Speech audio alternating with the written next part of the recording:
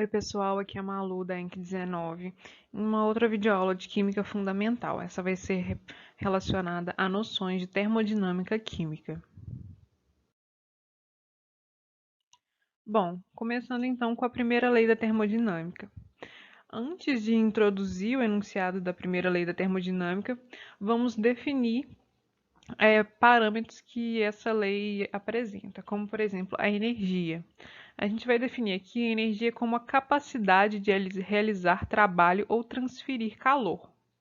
E o calor como a energia transferida de um objeto mais quente para um objeto mais frio. Então, sempre que eu tiver dois objetos, um com uma temperatura menor e outro com uma temperatura maior, o objeto de temperatura maior vai transferir calor para o objeto de temperatura menor. E o trabalho, que vai ser a energia utilizada para fazer um objeto se mover contra uma força, é chamado trabalho. Por exemplo, se um gás ele vai expandir, ele vai empurrar as fronteiras que separam aquele gás, no recipiente do gás. Então, ele vai estar fazendo uma força para mover um êmbolo, por exemplo, que pode estar segurando aquele gás em um determinado volume para que ele aumente de volume. Bom, agora que a gente já definiu o que é energia, calor e trabalho, a gente consegue definir o enunciado da primeira lei da termodinâmica, que a energia é conservada. Qualquer energia perdida pelo sistema tem que ser aproveitada pela vizinhança e vice-versa, ou seja, a energia pode ser convertida em uma forma ou outra, mas ela não pode ser criada ou destruída. Qualquer sistema termodinâmico que eu estudar, ele nunca vai ter uma perda de energia, a energia sempre se conserva. E em termos quantitativos, significa dizer que a energia final do sistema menos a energia inicial do sistema vai ser igual ao calor mais o trabalho. Ou seja, a variação de energia vai estar relacionada com o trabalho que o sistema ou realizou ou sofreu e com o calor que o sistema cedeu ou que o sistema recebeu. Mas o que vai significar essa variação da energia? Como assim o sistema tinha uma energia inicial e uma energia final?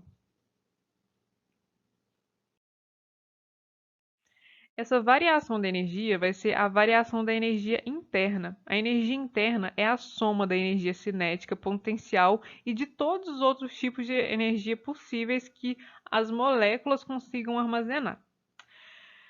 A energia interna de um sistema em si, por exemplo, um valor absoluto de energia interna, ele é uma grandeza complexa e difícil de ser obtido experimentalmente. Então, o que a gente vai fazer? A gente vai definir um parâmetro para a gente comparar a energia. A gente vai olhar a variação de energia. Note que a primeira lei ela vai usar apenas a variação da energia interna. Ele não vai se preocupar com o valor absoluto, a gente só vai se preocupar com a variação, porque o valor absoluto da energia interna vai ser difícil de ser encontrado. Então, a gente tem algumas definições sobre o valor, o sinal tanto do calor quanto do trabalho e a definição, como se diz, a fórmula do trabalho. O calor, quando ele é maior que zero, a gente tem energia absorvida pelo sistema. Quando o calor é menor que zero, a gente tem energia liberada pelo sistema. Isso são convenções mencionadas nos livros de referência dessa disciplina. E o trabalho, ele vai ser definido como menos a pressão vezes o volume final menos o volume inicial. Ou seja, vai ser o trabalho vezes a variação, vai ser a negativa da pressão vezes a variação do volume. Então, se eu tenho um trabalho maior que zero, eu tenho uma contração, porque eu tenho um sinal negativo aqui, então para o trabalho ser maior que zero, a variação de volume tem que ser negativa. Então, o volume final tem que ser menor do que o inicial. Portanto, eu tenho uma contração. O sistema sofreu o trabalho externo. Alguém foi lá e realizou um trabalho sobre o sistema. Por exemplo, se eu tenho um gás, alguém foi lá e pressionou esse gás e diminuiu o volume dele. E se eu tenho trabalho menor que zero, então eu vou ter uma expansão. Então, o ΔV vai ser positivo. Então, o sistema realizou trabalho, o sistema gastou energia para realizar trabalho, então vai ser negativo. Então, além da energia interna, tem outro parâmetro, uma outra propriedade do sistema que é importante a gente mencionar, que é a entalpia. A entalpia, ela vai ser definida como ela vai ser denotada pela letra H, e ela vai ser definida como a somatória da energia interna mais a pressão vezes o volume. Vamos pensar então num processo a pressão constante. Vamos pensar na variação da entalpia, a entalpia final menos a entalpia inicial. Então aqui eu tenho a entalpia final, como a pressão é constante, ela é a mesma nos dois casos, menos a entalpia inicial. Note que a gente pode rearranjar esses termos de modo que esse vem para cá subtraindo, a pressão é a mesma, eu deixo ela em evidência e faço o volume final menos o volume inicial. Então, a variação de entalpia vai ser igual à variação da energia interna mais a pressão vezes a variação do volume. Então, a função termodinâmica denominada entalpia corresponde ao fluxo do calor nas mudanças químicas que ocorre a pressão constante, com o único trabalho realizado sendo o PV. Isso daqui, olha aqui. Aqui a gente tem a energia interna, e aqui o P vezes a variação do volume é a negativa do trabalho. Então, quando a gente tinha, por exemplo, que ΔE era igual a Q mais W, se a gente isolasse o W, a gente ia ficar com o quê? Aqui ΔE igual a Q mais W. Se a gente isolar o W, não, se a gente isolar o Q, a gente fica o quê? Com ΔE menos W. E quem é menos W? Menos W é a negativa de menos P vezes a variação do volume, que vai ser mais o P vezes o ΔV. Então, o que a gente pode observar? Que a definição de entalpia nos permite afirmar que a variação de entalpia vai ser igual ao trabalho realizado por vai ser igual vai ser numericamente igual ao calor absorvido em um processo a pressão constante. Aqui vem variação de entalpia igual ao calor absorvido ou liberado em um processo de expansão ou contração a pressão constante. E o que vai ser então a entalpia de formação? A entalpia de formação ela geralmente é fornecida em algumas reações para a gente poder fazer alguns cálculos. Então, a entalpia de formação corresponde à transferência de calor que ocorre quando um mol do composto é formado a partir dos seus elementos a uma atmosfera. Então, a gente tem tabelas com essa informação de entalpia de formação e a gente consegue calcular a energia, a entalpia de uma reação através desses dados tabelados, que a gente vai ver no exemplo a seguir. E então, se a gente consegue calcular a entalpia da reação, que vem a ser essa entalpia da reação? Vai ser a diferença, correspondente à diferença de entalpia dos produtos e dos reagentes, ou seja, a entalpia de reação vai ser a entalpia dos produtos menos a entalpia dos reagentes, a variação de entalpia da reação. Bom, antes de fazer um exemplo, é importante definir uma lei chamada lei de Hess, que o enunciado dela é: quando os reagentes são convertidos em produtos, a mudança na entalpia é a mesma, mesmo a reação ocorrendo em uma ou uma série de etapas.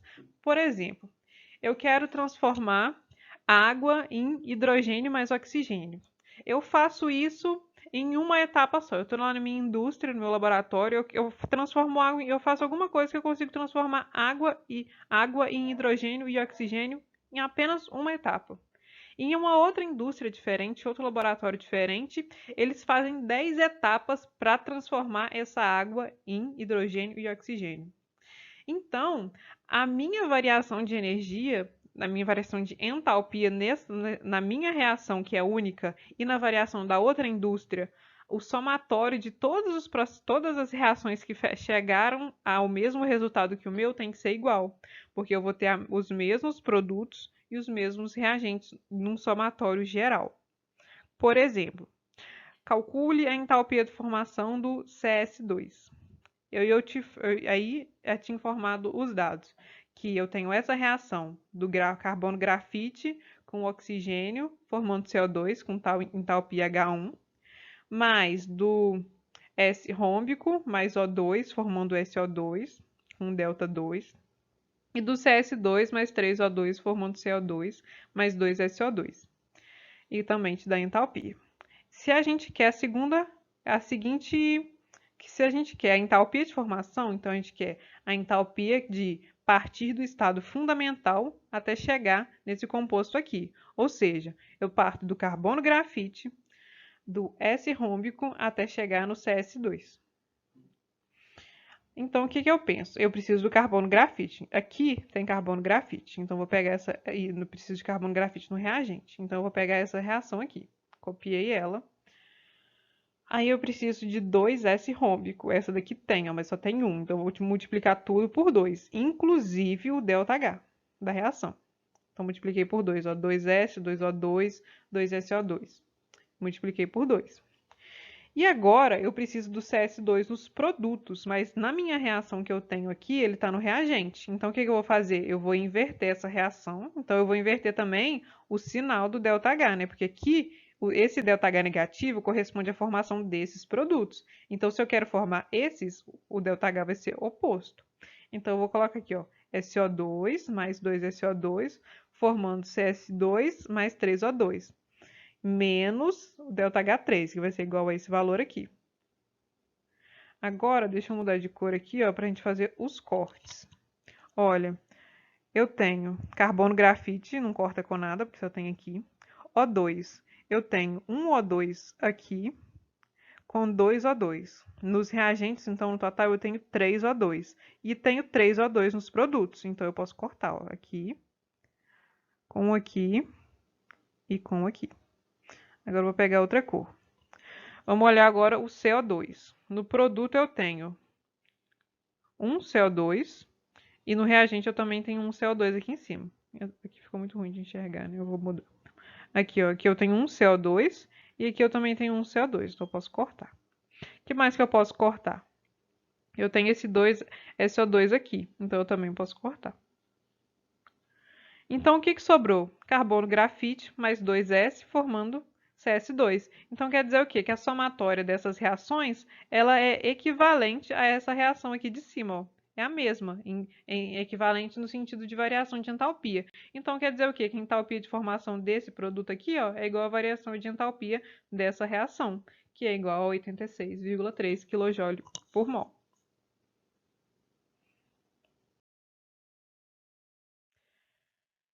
Agora que a gente já viu a primeira lei, o conceito de entalpia, a gente pode pensar também no sentido de espontaneidade do processo. Porque quando a gente pensa em entalpia e variação de energia de uma reação, a gente tende a pensar que uma reação que vai liberar energia tende a ser espontânea, porque na natureza as coisas tendem a acontecer visando um abaixamento de energia. Só que não é exatamente assim, porque a gente pode ter processos que não são exotérmicos, ou seja, não tem liberação de energia, e eles podem ser espontâneos. Por exemplo, a água sólida indo para derretendo, né, o gelo indo para a água líquida, vai ter um ΔH positivo. E a gente sabe que o gelo derretendo é um processo espontâneo. Então, a espontaneidade não vai ser medida pela variação de entalpia. Nem todo processo endotérmico não vai ser espontâneo, nem todo processo exotérmico vai ser espontâneo, por exemplo. Então, a entalpia sozinha, ela não consegue definir a espontaneidade num processo. Então, a gente vai precisar de uma outra propriedade termodinâmica que consiga definir a espontaneidade desse processo. E essa propriedade termodinâmica vai ser a entropia. Que entropia ela é uma propriedade que mensura o grau de desordem de um sistema. Quanto maior a entropia, maior a desordem. E a gente vai denotar entropia por S. Então, quanto maior a entropia, maior a desordem, então vamos parar para pensar. Se eu tenho o mesmo elemento, gasoso, líquido e sólido, qual que vai ter entropia maior? O gás, porque no gás as moléculas estão mais desordenadas. Nos sólidos, as moléculas estão todas com o máximo de ordenação possível.